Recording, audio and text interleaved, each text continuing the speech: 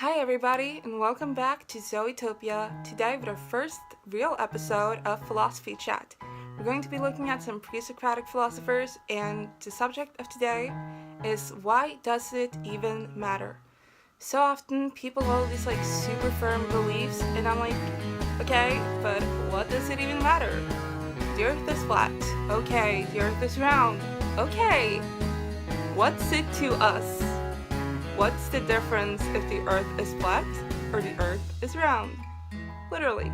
So today we're going to look at some pre-Socratic philosophers that held some very firm beliefs that I don't know why would matter. But let's try to find out. So let's begin with the beginning.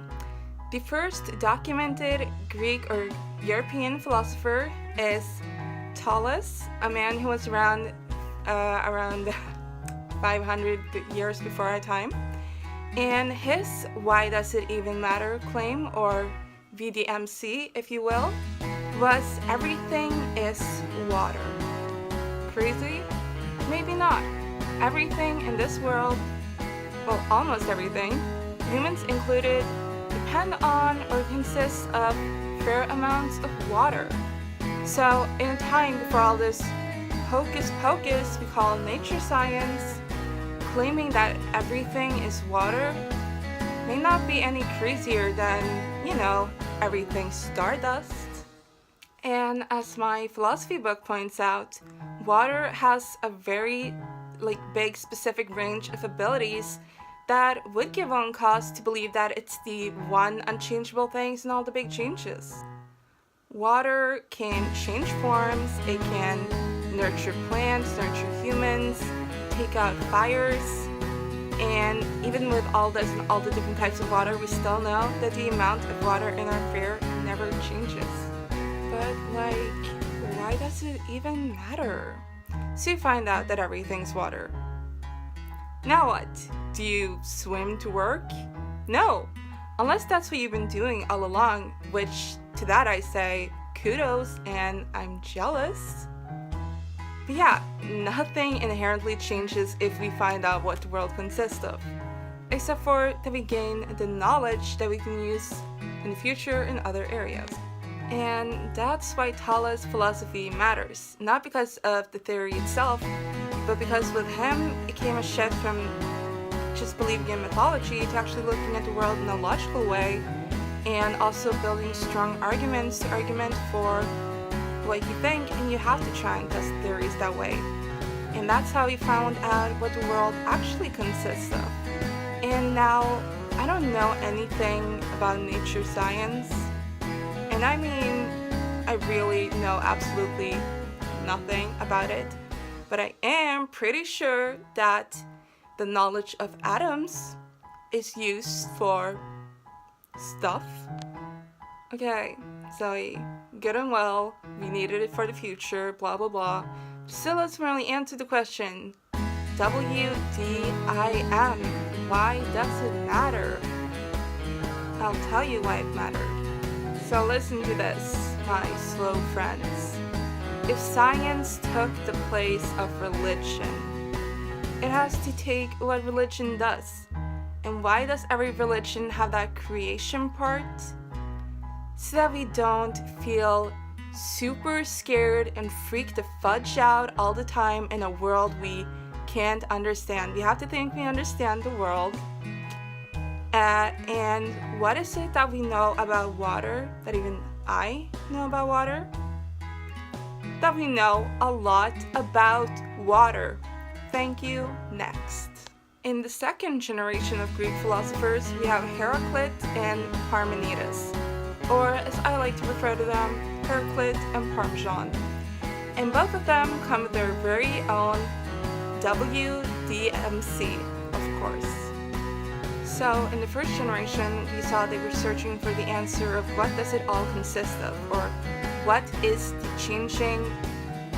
the unchanging thing in all the changing.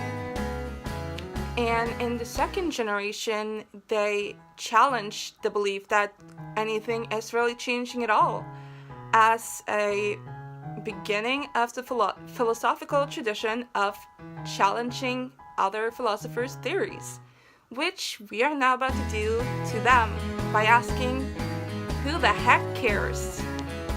So Herclit and Parmesan's WDMCs are respectively, everything is constantly changing and change is logically impossible. To me, neither of these really seem crazy at first glance. I mean, everything that is has at one point been different. Even things that have been around forever that you can see in a museum or whatever need to be sheltered from the sunlight and from flash photography, because everything in the world is designed to inflict change upon each other. And change not being a thing also makes sense. It's like we said earlier, the amount of water never changes. Like when you're at a funeral and the preacher says, ashes to ashes, dust to dust. If you view time as circular, then everything is always changing or never changing. Of course, Heraclit and Parmenides choose to defend their theories in a more bloodline kind of way. So Heraclit defends his claim with a chain of claims which I will now be reading from my notepad because I can't remember them. Number 1, everything is always changing, but number 2, the change takes place after an unchangeable law. And number 3, within this law is an interplay between opposites. Number 4, but let it be known that this interplay between different forces creates an overall harmony. Okay, so this explanation is way too close to nature science and other things that men blah blah about to me when I'm trying to just relax and objectify them. So I don't really get much of it, but luckily my philosophy book had it translated for me. So imagine a house. A house has all these forces that holds it up, but it also has all these forces that is trying to tear it down. So for a while it can stand there because the forces they level each other out, but eventually the destroying forces will always win. And that's what happens with everything. And therefore everything is constantly. Now over to our good old buddy Parmesan, who says, change is logically impossible. His reasoning also follows a chain of claims, so I will again be reading from my notepad. Number 1, what is. What is not. Well, true. What is, we can picture. What is not, we cannot. Well, I agree to disagree on that one. But continue on. The term change means that there is something that takes place in something that perishes. For example, if an apple turns from green to red, then he means that there's no change because the green disappears and the red appears. Something was existent and now it's non-existent. And therefore the term change needs the term non-existent. And if it's non-existent, then we can't picture it.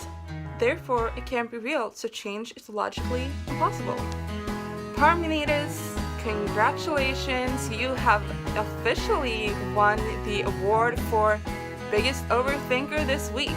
You are now changed from a man who did not have this award to a man that does. Try not to roll over in your grave. This next thing is actually pretty cool though.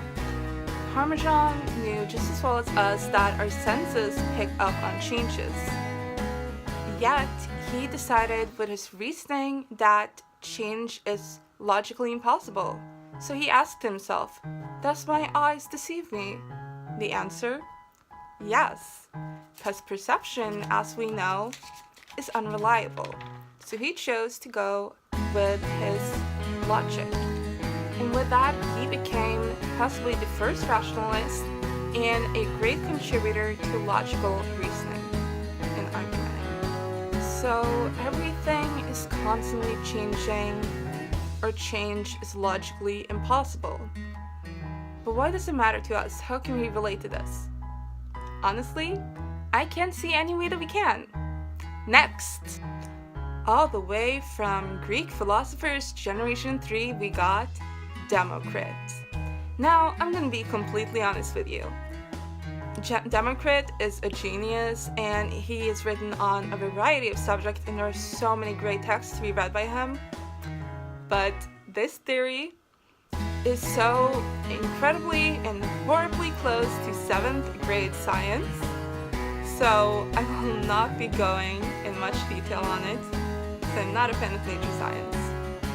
Okay, so basically there's only one type of matter. Small, undivisible particles. Maybe you've heard of them. Atoms? Yes. And he thinks that these float around in open space and are sort of designed so that some fit better with others, so they cluster together and create things. And these atoms have quantitative attributes such as weight and shape, but they do not have qualitative attributes such as color or taste. So how do we perceive taste, you ask? With a message atom, duh. Yeah, he might need to work a little bit harder on that one. And why does this matter to us? Come on guys, we've been over this. The knowledge of atoms is really important in science for stuff. Lots and lots of stuff. But why did this matter to our buddy Demo? Isn't it obvious? It made him feel smart. He thought, now I'll be valued. It made him feel like a man. Whoa. Okay, for this final one, you might all need to just take a deep breath. You know what? I think I'll join you for this one, actually.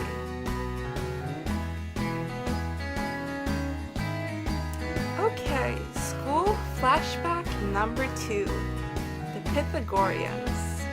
These math geeks were not only into dumb triangle formulas that everyone is have to learn every generation since. They also wanted to know what matter everything consisted of and what the unchangeable and all the changes was. And for them, it was more about structure than like the items. And what did they discover about this structure? Nature coincides with math. Shocker. Let's take a look at the reasoning.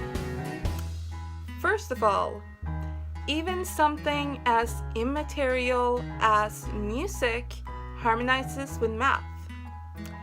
And second of all, the dumb triangle thing proved that also nature harmonizes with math as well.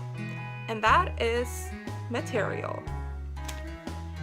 And thirdly, even the stars that float in their like near circular